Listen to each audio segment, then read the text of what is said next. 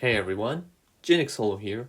So, on September 15th, I made a post on the SNES subreddit titled, "This game is infinitely better than The Legend of the Mystical Ninja," in order to share my love for the game Ganbare Goemon 2 with the SNES community. I included an image of the post-credits scene, posted it, and didn't think much of it. That is until my inbox exploded with people being outraged with me for having forgotten to include the title of the game. A mistake I really should have spotted, especially when considering the game never released outside of Japan, and the subreddit is comprised of a mostly American audience. Yeah, really should have connected the dots there. Not just that, I also didn't bring up any key points as to why I think the game is better than its prequel whatsoever, which barely even opened any room for a serious discussion outside of maybe a "I agree/disagree" from the few who did recognize the game. My post was so incompetent, in fact, that some people genuinely thought I was attempting to troll the subreddit, and it was removed shortly after. Yikes, that one hurt.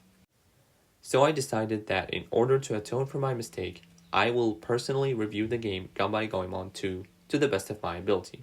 So with all of that out of the way, let's go for it.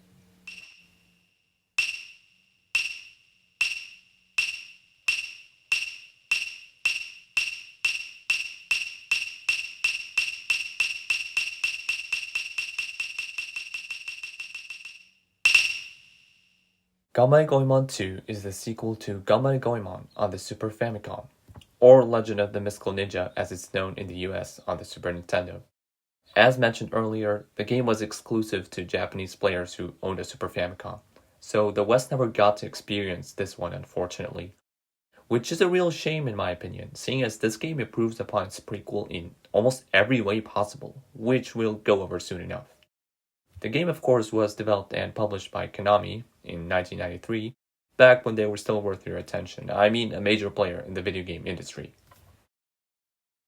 The story revolves around a strange General McGinnis, whose name is the subtitle of the game, who sends Goemon and Ebisumaru, our protagonists, on a fake vacation Ryukyu resort by letting them win a lottery. They were soon informed by Sasuke, who's the boss from stage 5 of the first game, that the vacation was merely a setup to distract Goe and Ebi from the havoc McGinnis has wreaked. And so, the two, accompanied by Sasuke this time around, embark on a journey. At least, this is what I could gather from the intro cutscene, as the game was thankfully translated to English later on by ROM hackers. However, I'm sure the manual would have entailed more detail, but seeing as I don't speak a word of Japanese, this is all I'm left with. Oh well, not like you play these games for the story anyway. The game allows you to choose between one of the three at the start, but you can switch between any of them by resetting the game. Just don't forget to save. Each of the three characters starts out with a different balance, with Ebi being the richest, Sasuke being the poorest, and Goe right in the middle. Talk about inequality. Though it's worth noting that money is not nearly as much of an issue in this game as it is in the first one.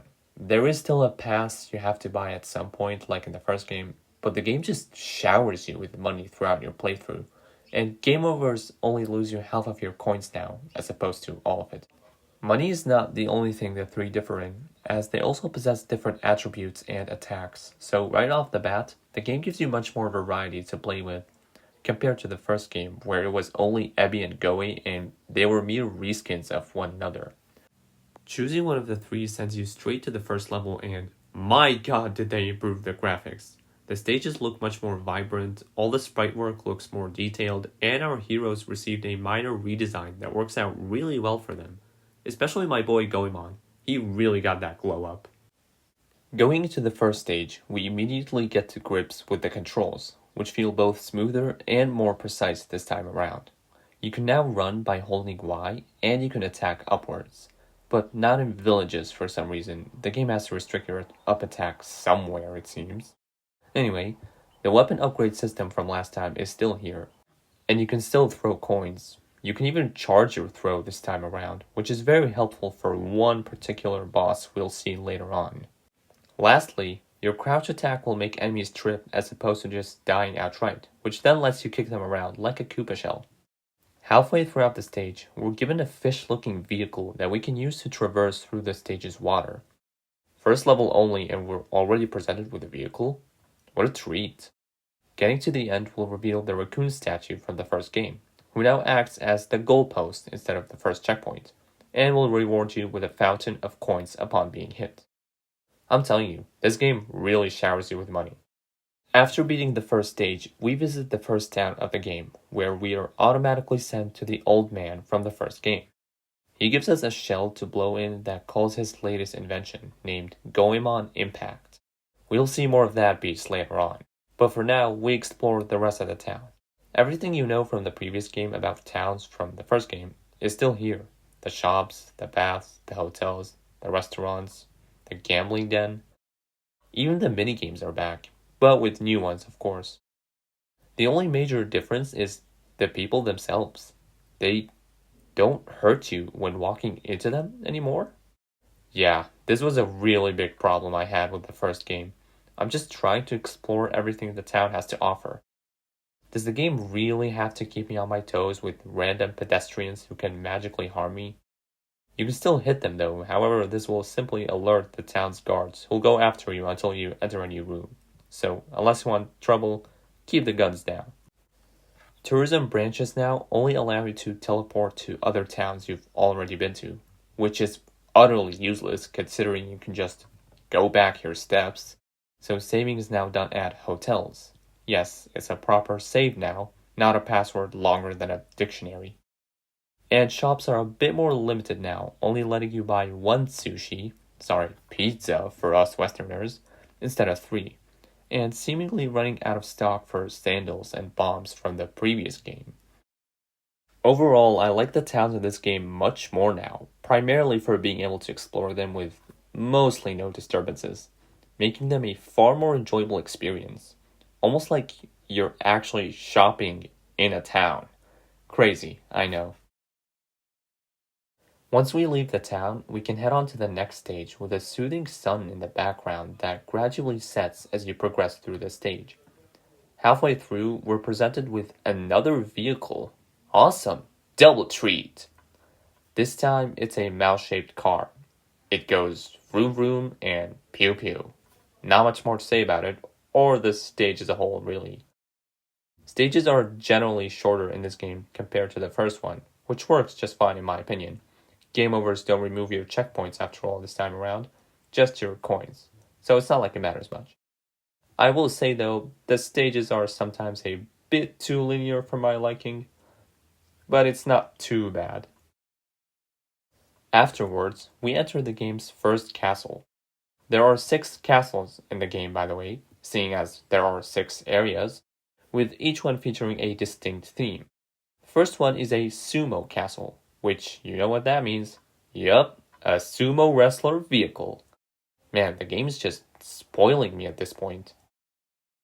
But other than that, there are golden cat statues hidden around the level, which increase your maximum health just like last time. Speaking of which, you could take 6 points of damage as opposed to 4. Yeah, the game is admittedly significantly easier than its prequel, which may or may not contribute to why I prefer it more. Yeah, skill issue me all you want, but before you do, go beat Super Goals and Ghosts on professional like I have. No, but in all seriousness, Ganbare Goemon 2 is far less frustrating than the first game, which was difficult, but for all the wrong reasons in my opinion. But I digress. The stage isn't over just yet, as there is our first boss waiting for us at the end.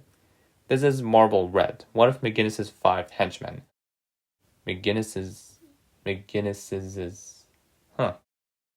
One of his 5 henchmen who are all dressed up in silly bunny costumes.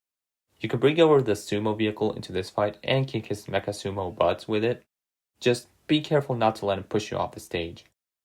Due to Marble Red being quite the coward, he attempts to make his escape right before we can finish him off for good.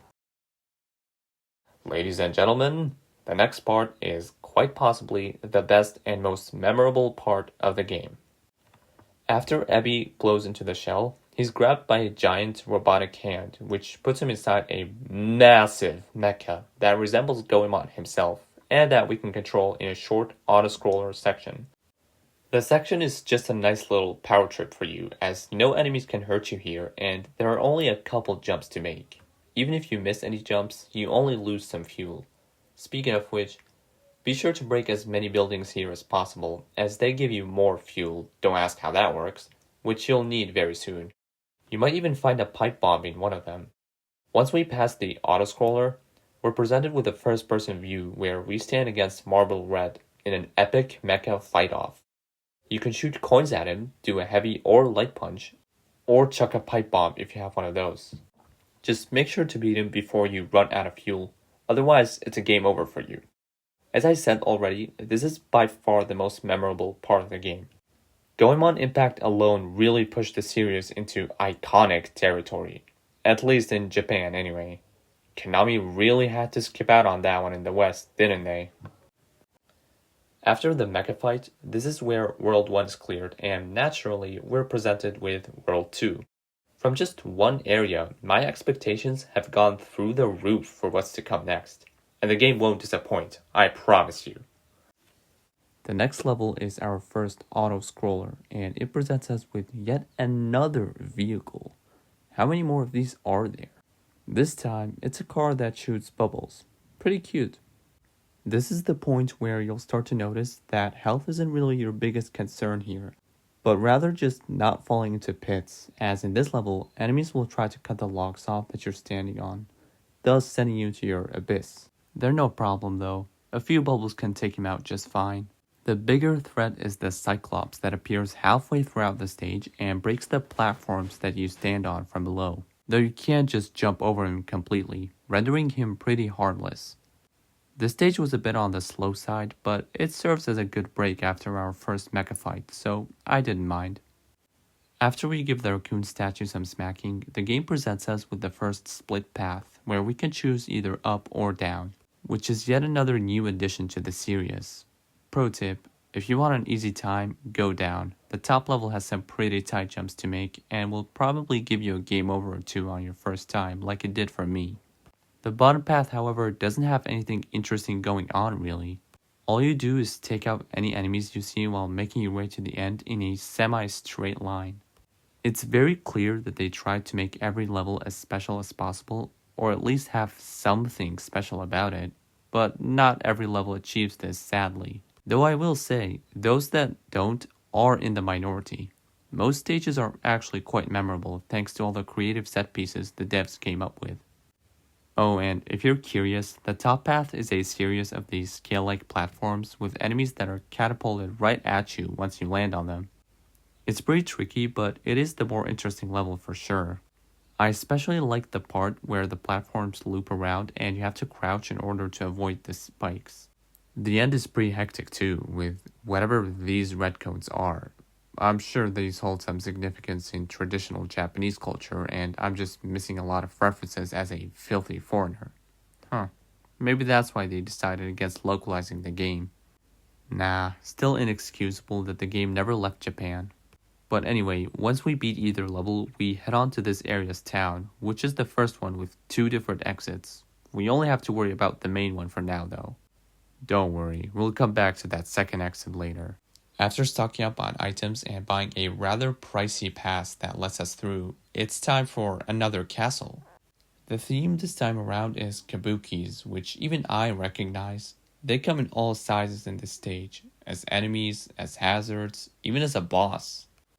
Just like the last castle, you're showered with treasure chests and golden cats in here, though the stage itself is quite tricky. Especially as Ebby here, who's unfortunately the slowest character, but he's still quite the jumper, seeing as he can bounce high off of these drums just fine, and can even fly with the help of these fans. See? Ebby's just as good as the other two. I hope these spinning umbrellas don't make him throw up though.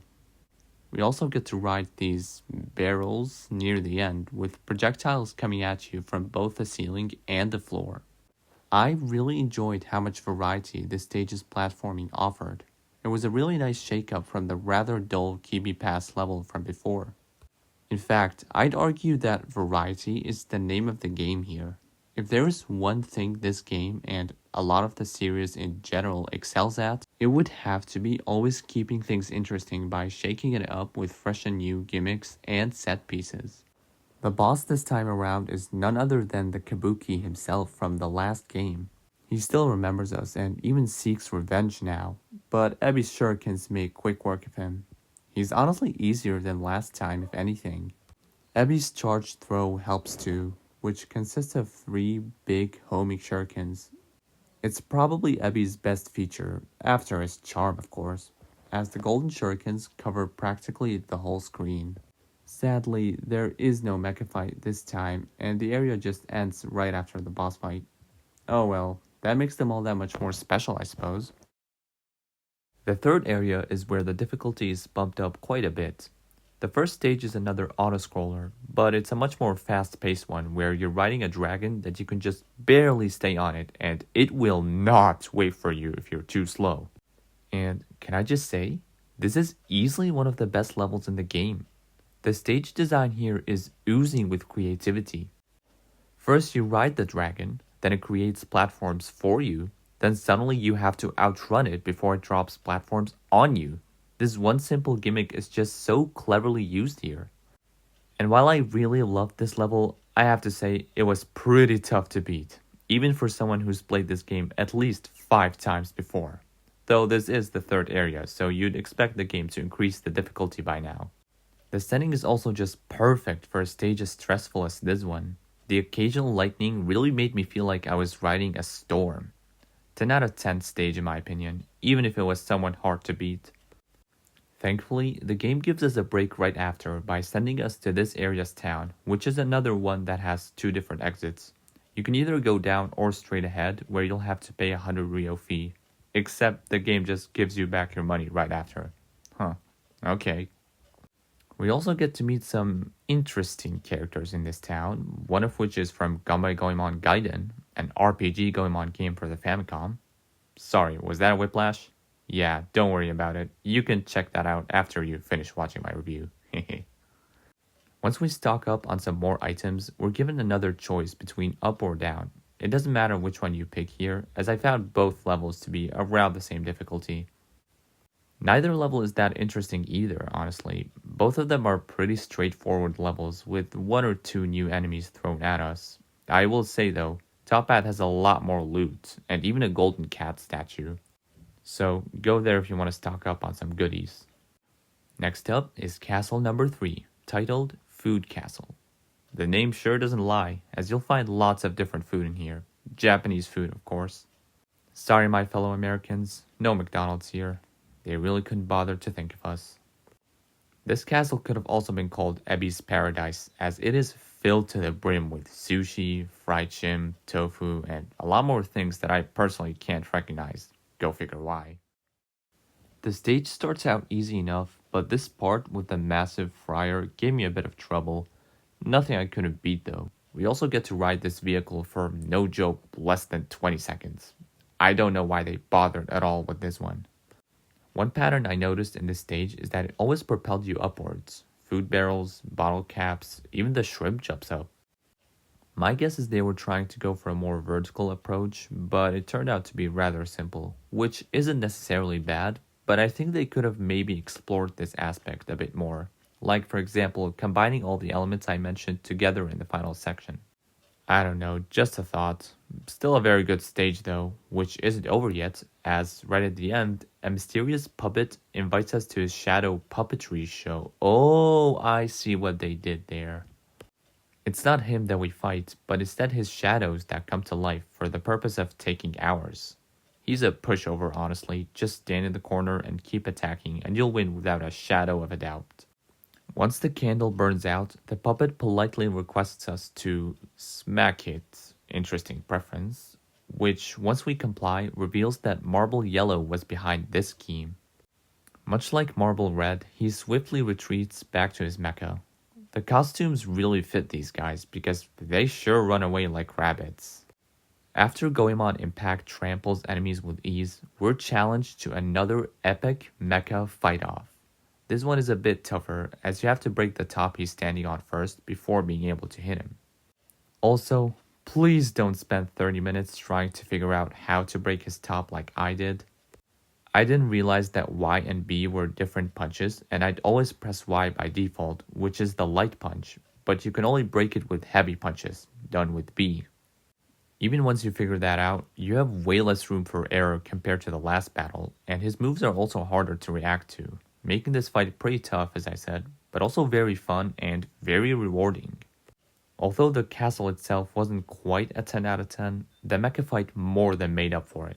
And after that, Area 3 is complete. Area 4 does things a little differently by starting us off with a town. We have two different exits once more, with one of them just casually giving us 250 Rio.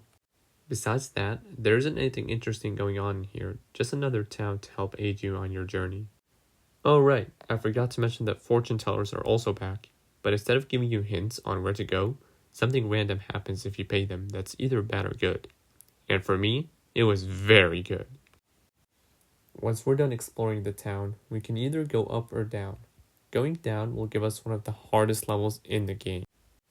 Yai claims to have found an enemy base, but as all three of our heroes are seemingly idiots, they walk right into the trap that Yai directly tells them not to step on, and the real level begins.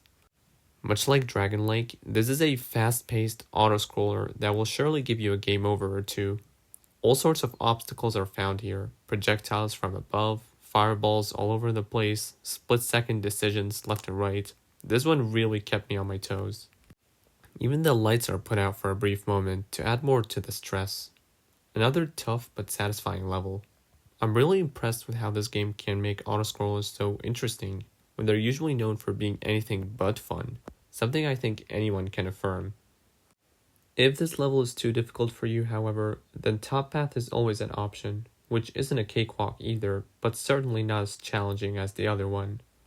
But since it's the easier level, it's also unfortunately the less interesting one, as all you do here is streamline your way to victory while taking out any enemies you find. I'll give credit to this one enemy though. It sends little guys at you that weigh you down, and you have to get rid of them by mashing. Not a bad concept. The fire horses really slowed things down though, but I still can't call this a bad level or anything like that. In fact, I don't think any level in this game is bad. Just some are more interesting than others, that's all. Once we clear either path, we're sent to another town. Yeah, not sure why this area has two separate towns, but I'm all for it, seeing as this one has really wholesome festival vibes and everyone is ready for some fireworks and... Is that a Twinbee ad? Wow. Konami is the only game company that can advertise one of their games in another game without upsetting me. Anyway, there's a ski lift ticket we can buy here that will come in handy later on, and after that, it's on to the next level. This is probably the most linear level yet. The only thing saving it is the return of the car from the first area, which is probably my favorite vehicle in the game. Other than that, there's as good as nothing worth noting going on in here. Not even any new enemies, you just book it to the raccoon statue pretty much. The level right after turns the tides, however, both literally and figuratively, as the fish vehicle from the first level is back too, but this time, if you lose it in the water, you will be punished. So take good care of it. You'll need to jump off of it multiple times to progress too. This level probably makes the best use of vehicles I've seen yet. The ending is extra special as this raccoon statue is a fake and hitting it will only make you loop back to the previous level. Hope you still have your fish with you, because you'll need to jump off one at the end to find the real exit, which will take us to the next castle. This is the castle of the wooden dolls. You'll find a variety of toys here on top of wooden dolls, such as yo-yos, kendamas, which are these ball-juggling hammers, and what I assume are playing cards. I really enjoyed the colorful setting here. It sort of felt like I was in a toddler's playroom. The yo-yos here move really fast, so make sure not to fall off of them. This castle also gives you a proper split path, where you can either go up to jump on these kendamas, or go straight ahead where giant wooden dolls will try to crush you. This game sure loves its split paths. The kendamas were much easier to traverse for me, but I still really liked the idea of using them as platforms. The wooden dolls, on the other hand, had me clench my butt, as I felt like I was a hair off of getting crushed, especially at the end where an alarm went off. I'm not sure how it works exactly, but from what I could gather, the section is on a timer where if you take too long, it'll go off and make all wooden dolls close up. Whether you go up or down, you'll eventually be taken to this vertical auto-scroller where you have to juggle between taking out all enemies and not getting crushed by the rising dolls. This is also where I learned that the playing cards can just evade your projectiles. Nice touch. After grabbing a golden cat statue near the end, we meet the boss of this area, who, much like the last one, has prepared a show specifically for us. How thoughtful of him. This boss has 4 transformations, and he switches to each one randomly every now and then, but all of them are relatively similar by jumping around while throwing different projectiles. He also does 2 damage per hit, which caused me to die once unfortunately. I tried to use Sasuke's kunai on him, but I couldn't pull it off and kept getting hit. Though his bombs did the job just fine, just make sure to keep your distance from him and he'll be an easy win. And just like that, Area 4 is done. The 5th area mixes things up a little, as the whole theme behind this one is snow. The first level is a long ski lift ride where we can jump on the seats and use them as platforms. Due to the heavy snow, all the enemies are crawling to make their way to you, which, on top of the snow effect itself, is a really nice touch. Whichever company built the lift line must have run out of budget later down the line, as near the end of the level, the platforms will fall if you land on them, forcing you to quickly jump from one to the other.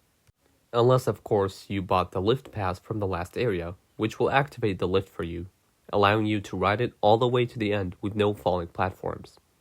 The ticket is a one-time use though, so make sure not to die, as doing so will just give you the unstable platforms back. Short and sweet level, doesn't overstay its welcome, good stuff as per usual. Although it stops snowing in the next level, there's a huge and angry snowball waiting for us there, which for whatever reason wants to stop us dead in our tracks. The snowball takes up about half the screen, yet there are gaps and enemies to jump over, so you have to find the right balance between keeping your distance from the snowball and giving yourself enough room to react to the next hazard. I thought that was a really creative way to pressure the player into a smaller area while still integrating obstacles into the stage in a way that feels organic. The fun stops quickly though, as the snowball falls into a lake halfway through the level, and we now have to ride it until it melts. Turning a stage hazard into a platform? Extra points for creativity there.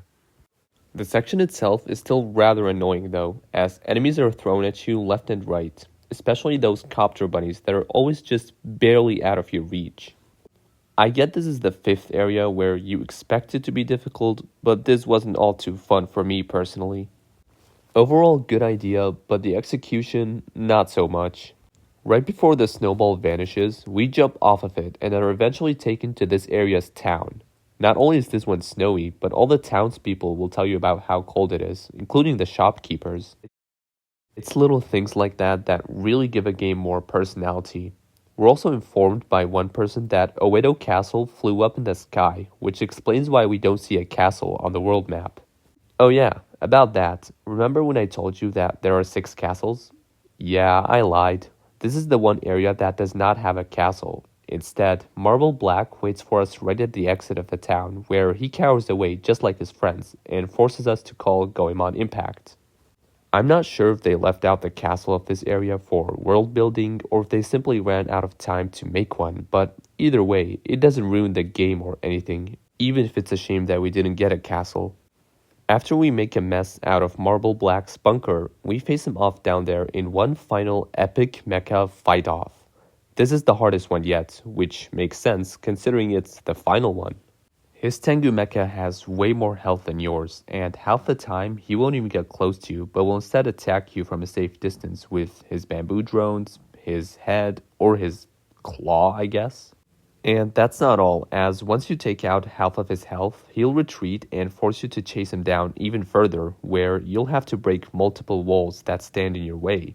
Once you reach him, he'll switch to fighting you from the side, where he can, quote, fight as he pleases. Yeah, I'm not so sure about that one, seeing as you could just keep shooting kois at him until he's dead here.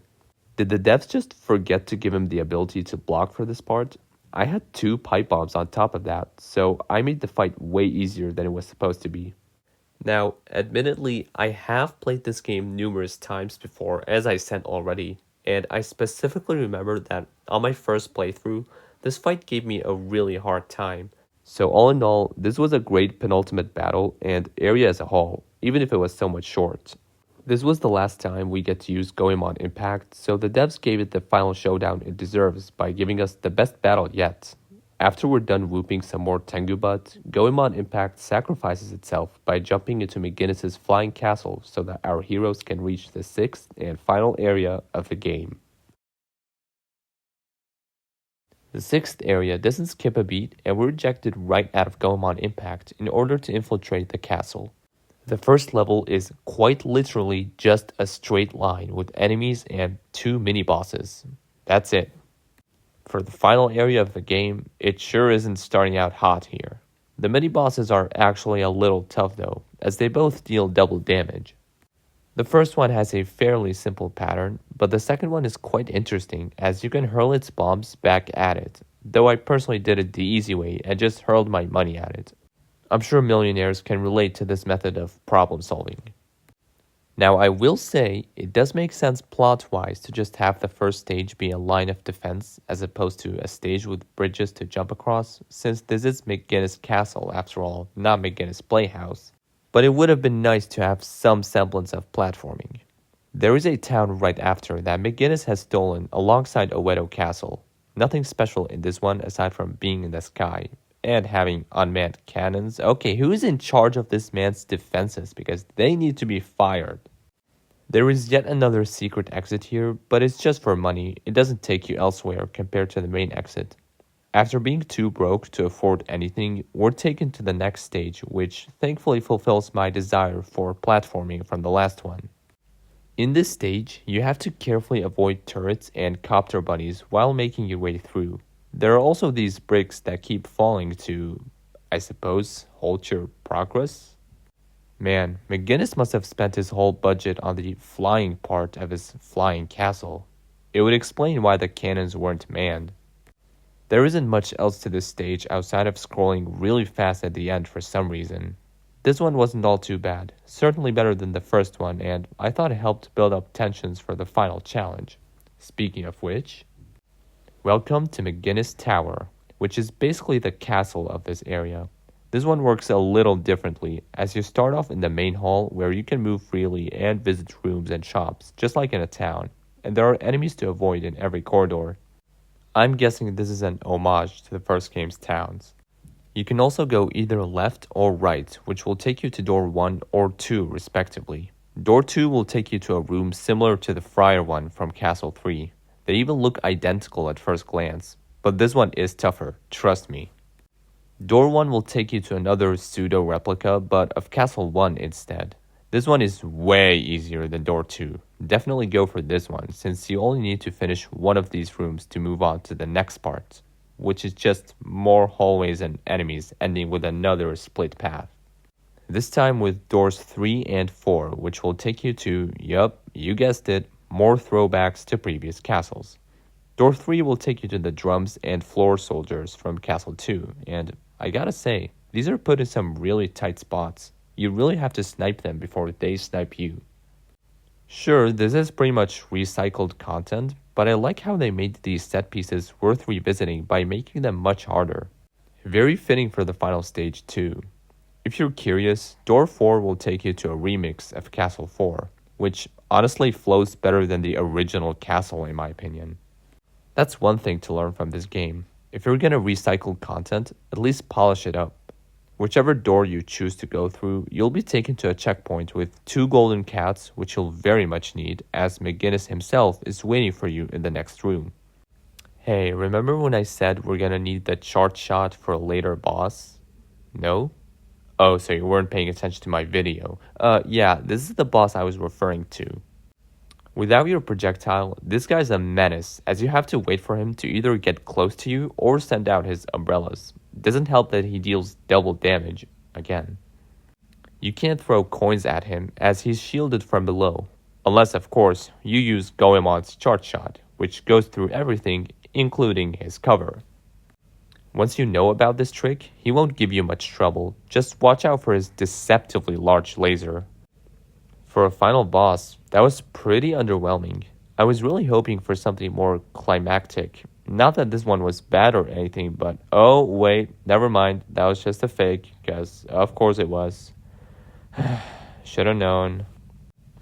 A more surprising plot twist, though, is McGinnis stealing Goemon Impact to use him against us. That's actually a really clever plot twist.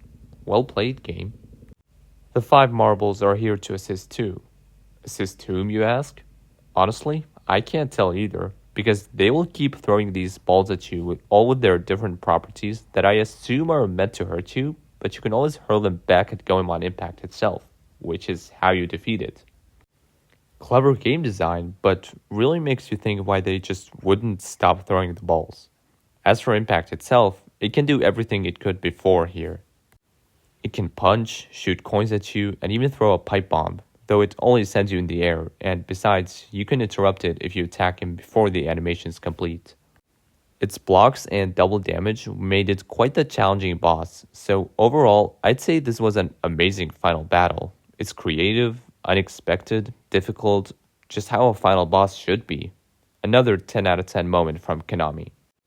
Once you defeat him, the 5 marbles and their leader all fall down, and McGinnis himself will land right in front of Goemon, and the ending plays. This is where McGinnis finally reveals that he was just a massive otaku all along and wanted to make his own Japan. What? So he went with the bright idea of terrorizing the country? Yeah, don't ask. The story in these games is never meant to be taken seriously. In fact, the story is so stupid that Omitsu herself tells the two to cut the crap out and to get her out of here. Who's Omitsu? The damsel in distress of this game. Why did I never mention her? Because the game itself doesn't do so until about halfway through, unless she's mentioned in the manual and I'm simply illiterate. But like I said, don't worry about the story. That's not what you play this game for, and it's just there to bring a more lighthearted mood. I'd say the story fulfills this purpose very well, so I don't have a problem with it, even if it's all over the place. Anyway, in an attempt to try to get herself out of here, Omitsu pushes the wrong button, pipe bombs the whole castle, and sends Goemon Impact on a rage across the land. And roll credits. That was Ganbare Goemon 2. Or my review of it, at least. This one really holds a special place in my heart, as it's easily the most memorable one in the Super Famicom quadrilogy. Yes, there are 4 games on Super Famicom alone, and very few games give me the same nostalgia rush like this one. Don't get me wrong, I still like the rest, but none of them are quite as well made as this one in my opinion, though I can't speak for the PS1 or N64 games, as I've yet to try those out. If there is one word I had to describe this game with, or any game in the series for that matter, it would be unique. There's just nothing quite like Ganbare Goemon, at least nothing I'm aware of. Let me know if you can, because I genuinely cannot think of anything that comes close to the brilliance of this game, with the same humor, atmosphere, and creativity. If you're looking for a game that's innovative, fresh, and funny, this is the game for you. Now, before you click off this video, there is just one more thing left for us to explore. If you look at the map in Area 2, you'll notice something that looks like a castle in the corner. To get to it, you have to first find the secret exit in Konami Town, which will lead you to the Surprise Pass. The level itself isn't very special, as there are no new mechanics or enemies present here, but it can be a bit challenging, especially finding the true exit. That's right, this one also has one fake and one true exit. You have to take the top path to reach the true one, and if you fall down, you'll have to restart from the checkpoint to get back up. Upon reaching the true exit, you're taken to a theme park. Welcome to the Mechanical Theme Park. This one's quite similar to the one from the last game. All minigames and other attractions you find in the game's towns are found here, plus a couple of houses with more references in them. You can think of this place as the game's biggest town, basically. Now, all of this doesn't sound too interesting, although it's quite convenient to be able to find all the minigames in one place. But no, the real attraction is the castle right in the middle. That castle you saw on the map, you can go in there, where you'll be met by a receptionist to inform you about Virtual Hell, which is the name of the attraction. Now, you can't actually go in there until you've beaten McGinnis, as construction isn't finished until you've done so, and the receptionist will politely tell you to bugger off. Even once you beat the game, you still have to collect 4 stamps until you're left in, which you get from the 4 different minigames found in the theme park. So, let's talk about the minigames. The first minigame is only disguised as one, as your objective is to clean the floor. Boy, just when I thought video games were about escaping reality. Now, the floor is built like a racing track where you can accelerate and even find power-ups, so it's not literally a cleaning simulator. You get paid for every spot you clean, and an extra bonus if you can clean 100 spots, which I could never pull off for some reason. The controls take a little to get used to, and I wish turning wasn't so stiff, but overall, it's fine. It's an alright minigame, not bad, but certainly nothing I'd play over Mario Kart. Granted, there are very few things I'd play over that game, but moving on. The next minigame is an arcade game, much like the ones from the last game. Unlike the last game, however, there's only one arcade title to choose from, as opposed to, 4 games? The title itself is Zex, or however it's pronounced, which is an actual shoot-'em-up made by Konami. Before playing it here, I'd never actually heard of this game before, and I'm really glad I have, because, man, this game rocks. I won't bother explaining the game to you, just take my word for it and check it out. If you played any Konami shoot-'em-up before, you should know what level of quality to expect here.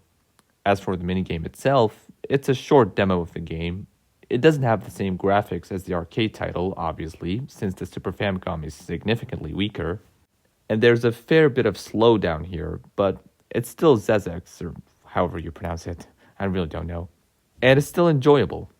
Makes me wish there were more arcade games to check out here, but what we got was still a fine choice.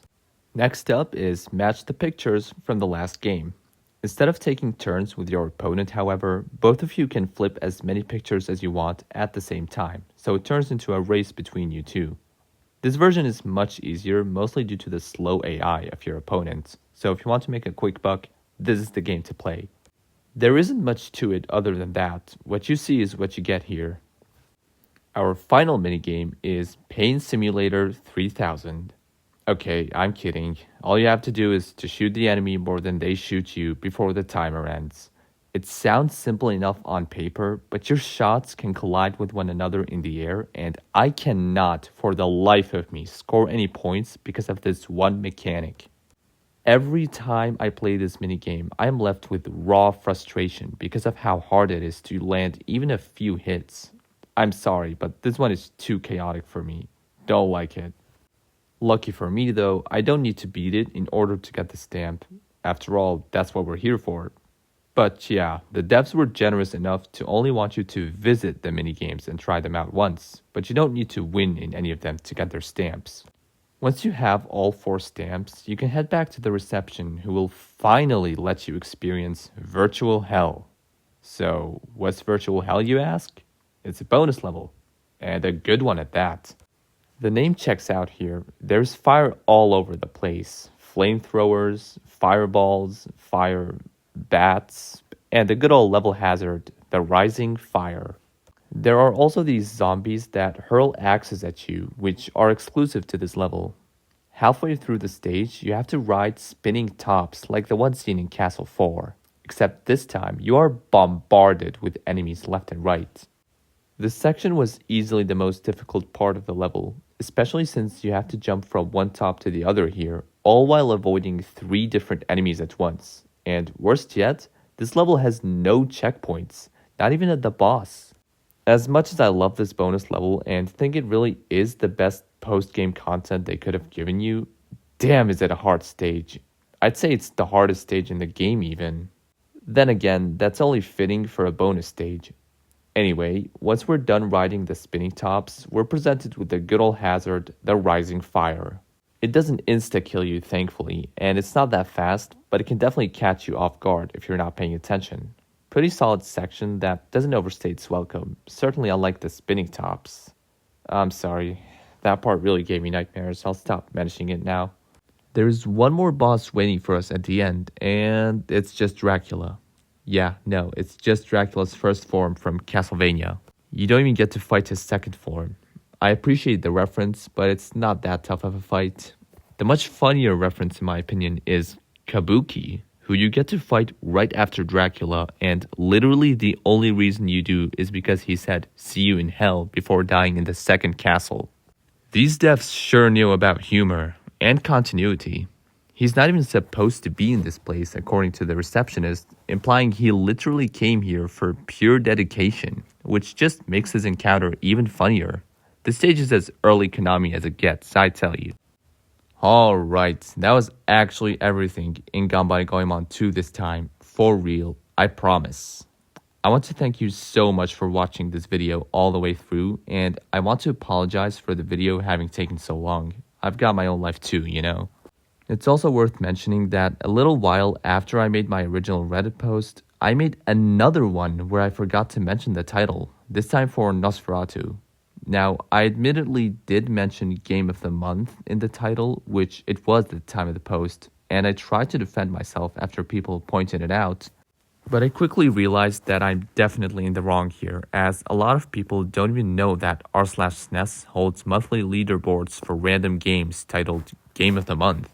So, if anyone wants me to review Nosferatu, maybe?